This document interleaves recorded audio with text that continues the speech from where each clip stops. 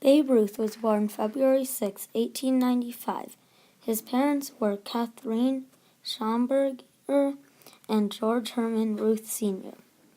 At age 7, Babe Ruth was sent to St. Mary's Industrial School for Boys because he was very misbehaved and had a hard time in regular public schools.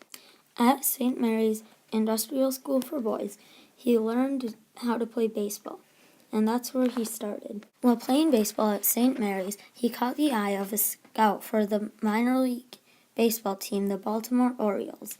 Soon, though, he was drafted by the Red Sox in 1916. He was a pitcher and an outfielder.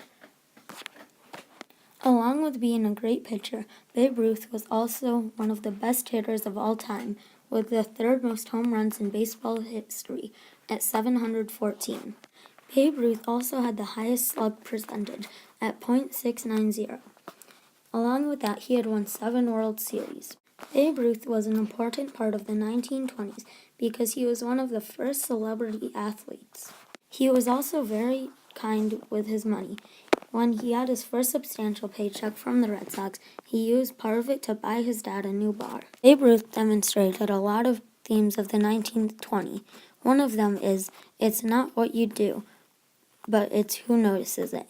As a kid, Babe Ruth played baseball, and so did a lot of other kids, but he was noticed and drafted into the minor leagues, and later into the major leagues to become one of the most famous baseball players of all time. Babe Ruth also represented the growth of celebrities in the 1920s because he was the first celebrity athlete who was known to many. Babe Ruth, like a lot of other people in the 1920s, was not afraid of the future. He just lived in the moment. For example, he once bribed an elevator operator to take him up and down in an elevator multiple times just because he enjoyed it. I believe that the closest person who is around today to Babe Ruth is Clayton Kershaw, because he is a very good pitcher, but there is no really good modern pitcher who can pitch and hit nearly as well as Babe Ruth. Along with being an outstanding baseball player, Babe Ruth was also a good person who people could take many valuable lessons from. For example, people could learn to live in the moment and be nice to others, like Babe Ruth did.